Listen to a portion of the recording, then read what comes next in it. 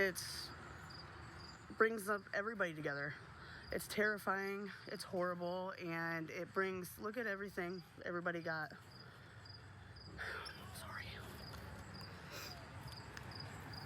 And there it is, what she wants us all to see, this growing memorial. The plushies, the flowers, the candles, the balloons, all just tearful reminders of the tragic loss of 4 people, including those 3 young girls right there inside that home. Now, it's been a tough week for the loved ones and strangers alike, and it's hard not to be impacted by the sudden loss of those little girls. They were a bright, shining light, according to those who knew them.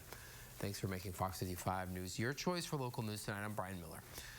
We're going to begin with a tragic update to a heartbreaking loss that's bringing a community together through an unthinkable tragedy. Police say a mother and her 3 kids were found dead inside that home, and now an investigation is underway. Today, I was able to speak with community members and the children's father, who just recently won the right to have visitation for those kids that he hadn't been able to really see in more than a year and a half, he told me.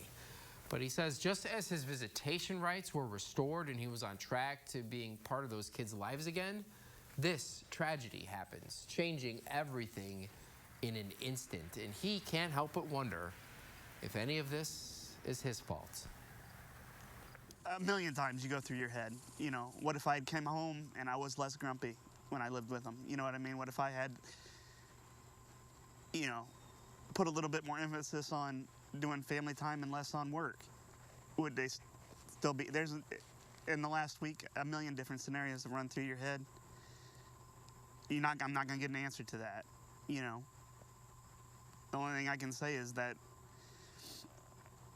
again, she needed some help, and I want to focus on, if there's anybody else out there that needs help, that they get that help.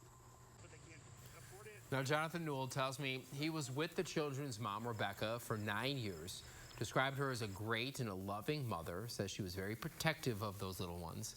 Now, he says he worked as a truck driver for many years before they split up, and said he wasn't as home as much as he would have liked to have been over the years, and says he simply cannot thank the community enough for the outpouring of support. He says more than $30,000 was donated via GoFundMe to pay for the little girls' funerals. Now he wants to use his platform to help others prevent further tragedies. Now, coming up tonight at 10, I'm going to look at the resources that are available to those who are struggling with mental health issues or for any other issues that impact their ability to be good parents. Hear from Stop Child Abuse and Neglect Now, or SCAN. That's coming up for you tonight at First at 10.